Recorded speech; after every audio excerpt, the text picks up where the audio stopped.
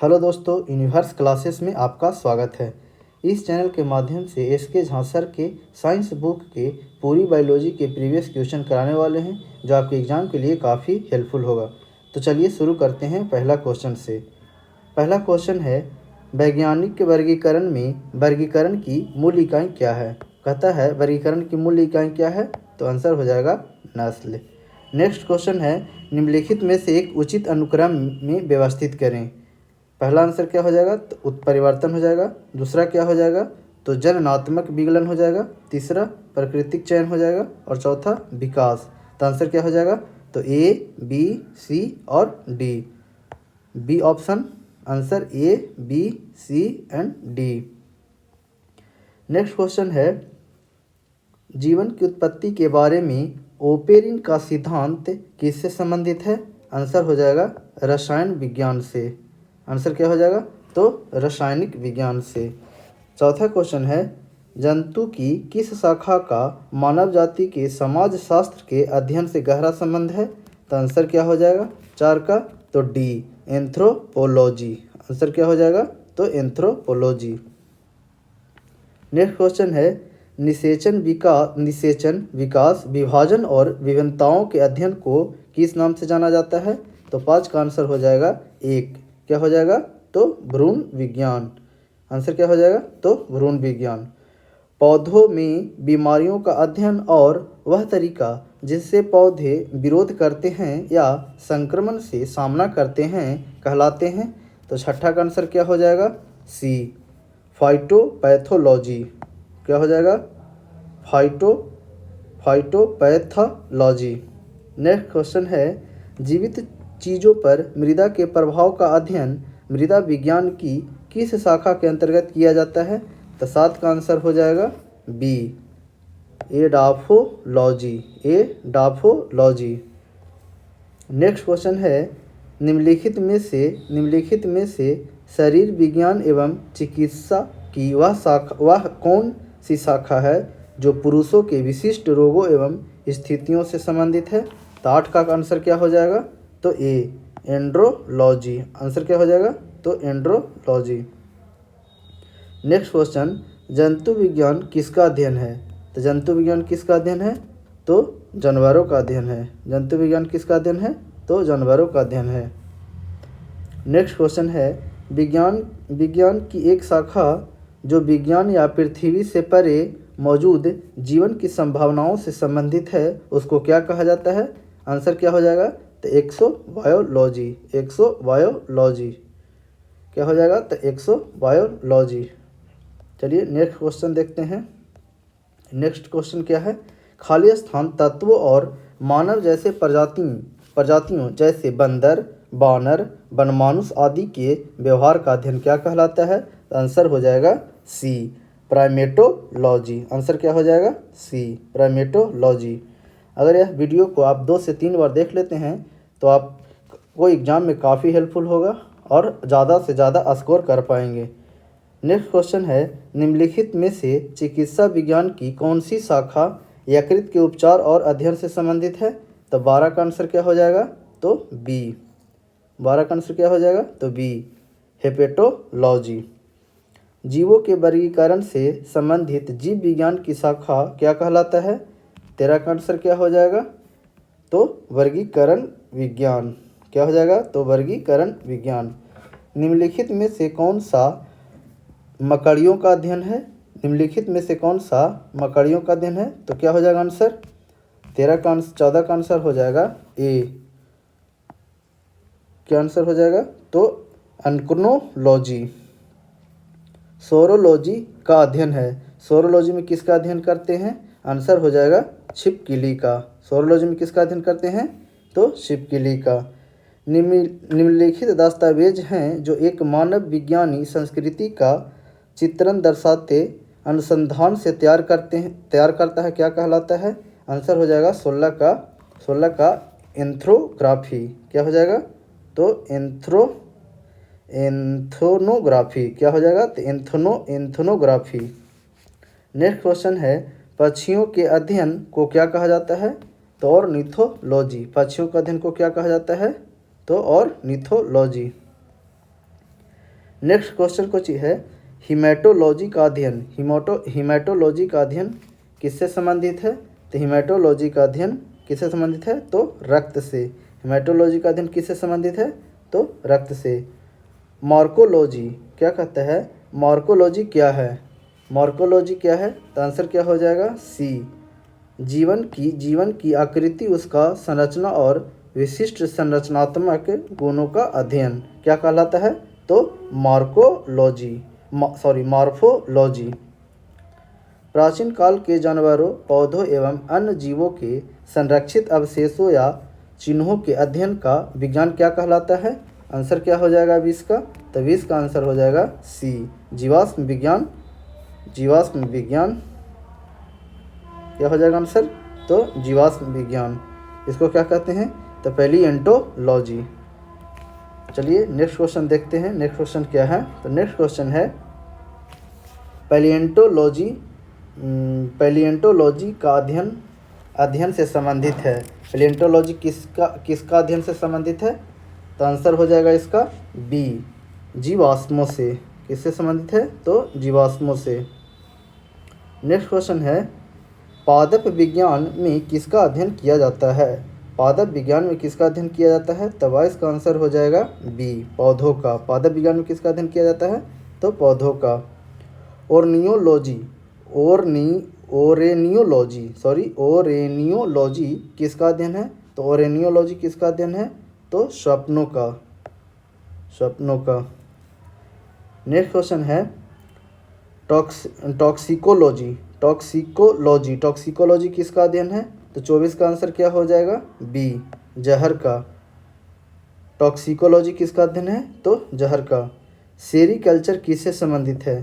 तो सेरीकल्चर किससे संबंधित है? तो 25 का आंसर क्या हो जाएगा? सी, रेशम के कीड़े का पालन। टैक्सोनोमी मूल रूप से खाली स्थान से संबंधित है। टैक्सोनोमी किससे संबंधित है? तो टैक्सोनोमी किससे संबंधित है? तो आंसर क्या हो जाएगा? आंसर हो जाएगा ए, जैव विविधता से। टैक्सोनोमी किससे संबंधित है? तो जैव विविधता से। कवक विज्ञान क्या है? तो इसका आंसर हो जाएगा कुकुरमुत्ता का अध्ययन। किसका अध्ययन हो जाएगा? तो कुकुरमुत्ता का अध्ययन। सारे के सारे प्रीवियस क्वेश्चन हैं, आप जितना बार देखिएगा आपको फ़ायदा करेगा, आप एग्ज़ाम में ज़्यादा से ज़्यादा स्कोर कर पाइएगा। नेक्स्ट क्वेश्चन क्या है? तो माइकोलॉजी का अध्ययन से संबंधित है। माइकोलॉजी किससे संबंधित है? तो आंसर हो जाएगा कवक से। माइकोलॉजी किससे संबंधित है? तो कवक से। नेक्स्ट क्वेश्चन क्या है? नेक्स्ट क्वेश्चन है, बायोसिस्टमैटिक्स का उद्देश्य क्या है? बायोसिस्टमैटिक्स का उद्देश्य क्या है? आंसर क्या हो जाएगा 29 का? तो 29 का आंसर हो जाएगा डी, अध्ययन के सभी क्षेत्रों से विभिन्न मानकों की समग्रता पर उनके विकासवादी इतिहास और उनके फाइकोजेनी के स्थापना के आधार पर जीवों का वर्गीकरण। नेक्स्ट क्वेश्चन क्या है? तो आंसर क्या हो जाएगा? तो डी। आंसर क्या हो जाएगा? तो डी। नेक्स्ट क्वेश्चन है, विभिन्न प्रकार के उत्तकों के अध्ययन को क्या कहा जाता है? तो विभिन्न प्रकार के उत्तकों का अध्ययन को क्या कहते हैं? तो आंसर हो जाएगा 30 का क्या हो जाएगा आंसर? डी, उत्तक विज्ञान। आंसर क्या हो जाएगा? तो उत्तक विज्ञान। चलिए नेक्स्ट क्वेश्चन देखते हैं, फूलों के अध्ययन को क्या कहते हैं? फूलों के अध्ययन को क्या कहते हैं? तो आंसर हो जाएगा एंथ्रोलॉजी। क्या हो जाएगा? तो एंथ्रोलॉजी। जानवरों के उनके पर्यावरण के साथ संबंधों के अध्ययन को क्या कहा जाता है? 32 का आंसर क्या हो जाएगा? D, ecology. क्या हो जाएगा आंसर? तो इकोलॉजी। नेक्स्ट क्वेश्चन कहता है, सुमेलित कीजिए। सूची 1 और सूची 2 को सुमेलित कीजिए, इसका मिलान कीजिए। पक्षी का क्या हो जाएगा? तो पक्षी का हो जाएगा तो एक के हो जाएगा क्या? तो 3। पक्षी का क्या हो जाएगा? ऑर्निथोलॉजी। पक्षी का क्या हो जाएगा? तो ऑर्निथोलॉजी। फिर वंशागति का क्या हो जाएगा? तो वी का क्या हो जाएगा? 4, जेनेटिक्स। और पर्यावरण क्या हो जाएगा? तो सी क्या हो जाएगा? 2। क्या हो जाएगा? 2, इकोलॉजी। और जीवाश्म का क्या हो जाएगा? तो जीवाश्म हो जाएगा पेलियोबायोलॉजी। क्या हो जाएगा? तो पेलियोबायोलॉजी। आंसर क्या हो जाएगा? तो बी। आंसर क्या हो जाएगा? तो बी। नेक्स्ट क्वेश्चन है, निम्नलिखित विषयों में से कौन सा विषय जनसंख्या एवं मानव जाति के महत्वपूर्ण आंकड़ों के अध्ययन से संबंधित है? तो 34 का आंसर क्या हो जाएगा बताइए? तो जनांकिक से। क्या हो जाएगा? तो जनांकिक से। नेक्स्ट क्वेश्चन है, जंतु विज्ञान अध्ययन करता है। जंतु विज्ञान किसका अध्ययन करता है? तो आंसर हो जाएगा जीवित व मृत जानवर दोनों का। जीवित व मृत जानवर दोनों का। नेक्स्ट क्वेश्चन है, जैविक जगत में होने वाले कार्य, गुण व पद्धति के अध्ययन के इस ज्ञान को मशीनी जगत में उपयोग करने को क्या कहते हैं? आंसर क्या हो जाएगा 36 का? तो 36 का हो जाएगा आंसर 1, वायोनिक्स। क्या कहा जाता है? तो वायोनिक्स। पोलियो वनस्पति के अंतर्गत अध्ययन करते हैं। पोलियो वनस्पति के अंतर्गत किसका अध्ययन करते हैं? तो 37 का क्या हो जाएगा? तो 37 का आंसर हो जाएगा डी, इनमें से कोई नहीं। नेक्स्ट क्वेश्चन है, निम्नलिखित युग्मों में से कौन सुमेलित नहीं है? निम्नलिखित युग्मों में से कौन सुमेलित नहीं है? तो एपीकल्चर शहद मधुमक्खी, शहद की मधुमक्खी सही है। सेरीकल्चर सिल्क वर्म, यह गलती है। बाकी कौन सही है? तो पीसी कल्चर लाख हवा कीड़े का अध्ययन सही। सॉरी, इसका आंसर गलत हो गया है। इसका आंसर क्या हो जाएगा? इसका आंसर सी हो जाएगा। इसको हम मिटा देते हैं। आंसर क्या हो जाएगा? तो पीसी कल्चर लाख हवा कीड़ों का अध्ययन। पीसी कल्चर में किसका हो जाएगा? तो लाख हवा कीड़ों का अध्ययन। सेरीकल्चर में सिल्क का अध्ययन करते हैं। हार्टिकल्चर में फूल का अध्ययन करते हैं। और एपीकल्चर में शहद की माने मधुमक्खी का अध्ययन करते हैं। चलिए तो नेक्स्ट क्वेश्चन देखते हैं क्या है। नेक्स्ट क्वेश्चन है, जेरिएंटोलॉजी निम्नलिखित में से किसके अध्ययन से संबंधित है? तो जेरिएंटोलॉजी किससे अध्ययन से संबंधित है? तो वृद्ध। जेरिएंटोलॉजी किससे संबंधित है? तो वृद्ध से। जेरिएंटोलॉजी निम्नलिखित में संबंधित है? तो वृद्ध से। लेक्सिकोग्राफी का संबंध किससे है? तो लेक्सिकोग्राफी का संबंध किससे है? तो आंसर हो जाएगा बी, शब्दकोश के संयोजन से। किससे आंसर है? तो शब्दकोश के संयोजन से। नेक्स्ट क्वेश्चन है, सब्जियों के लिए काम आने वाले पौधों के अध्ययन को क्या कहते हैं? आंसर हो जाएगा 41 का क्या? तो डी, ओलेरीकल्चर। क्या आंसर हो जाएगा? तो ओलेरीकल्चर। रेशम कीट पालन को कहते हैं। रेशम कीट पालन को क्या कहते हैं? आंसर क्या हो जाएगा? तो सी, सेरीकल्चर। आंसर क्या हो जाएगा? तो सी, सेरीकल्चर। मधुमक्खी का उपयोग किया जाता है तो एपीकल्चर में। मधुमक्खी का उपयोग किस में करते हैं? तो एपीकल्चर में। निम्नलिखित में से कौन सा एक सही सुमेलित नहीं है? यहाँ सुमेलित करना है, देखना है कि कौन सा सही सुमेलित नहीं है।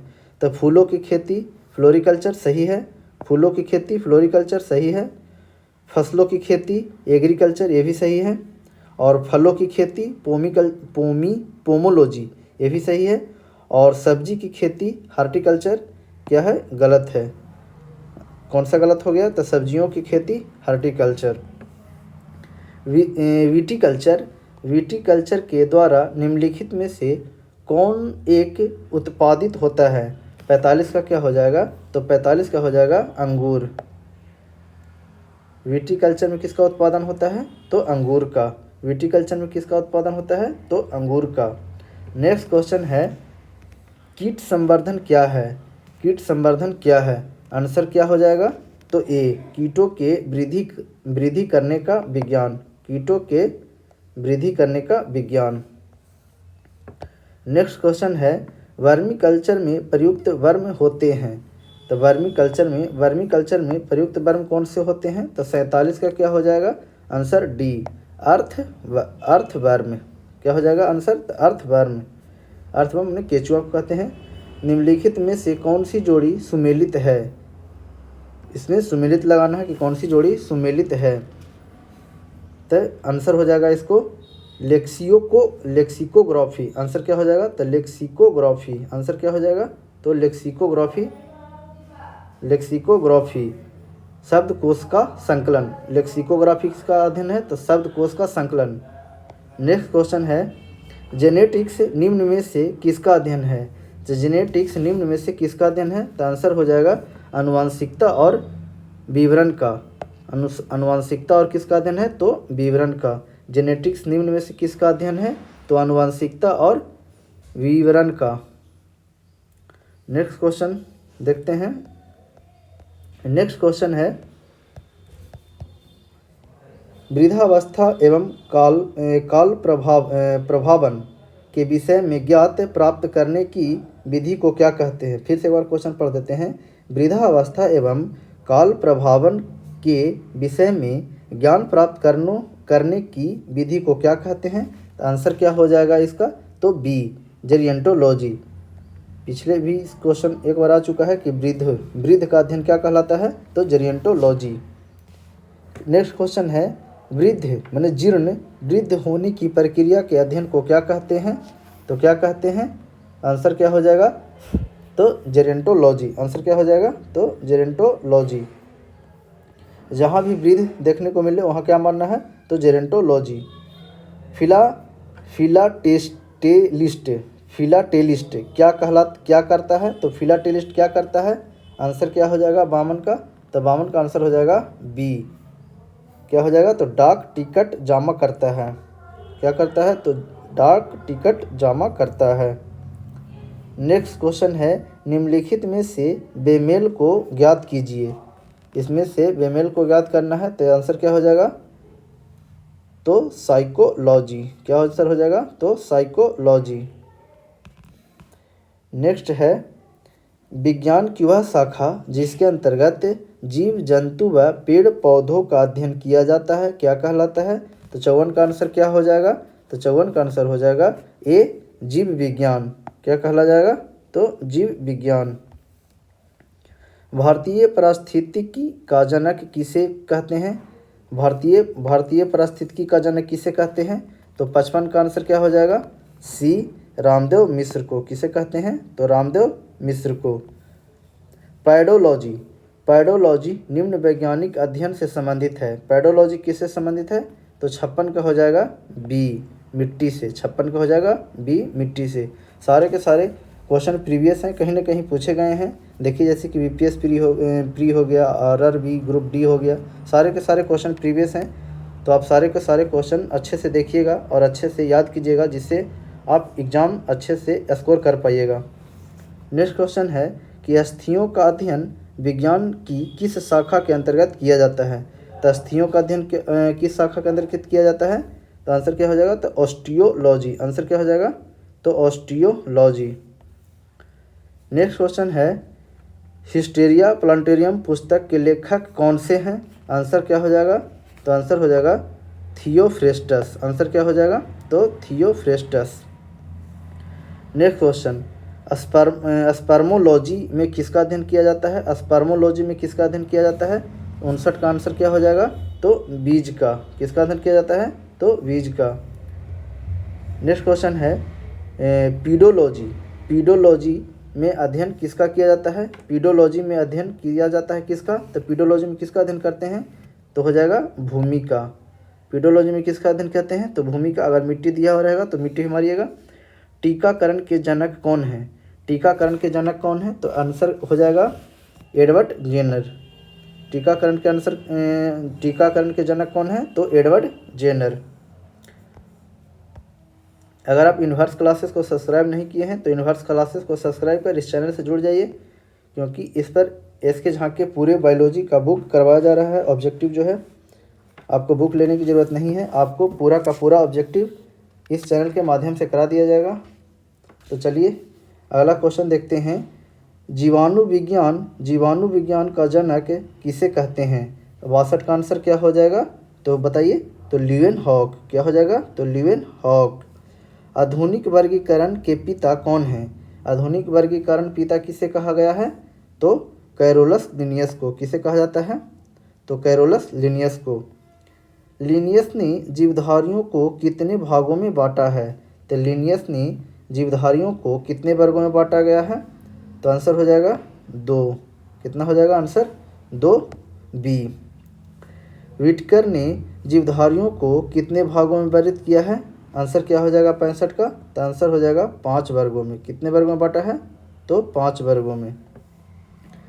कैरोलस लिनियस ने जीवों के द्विनाम पद्धति को कब प्रचलित किया है? आंसर क्या हो जाएगा इसका?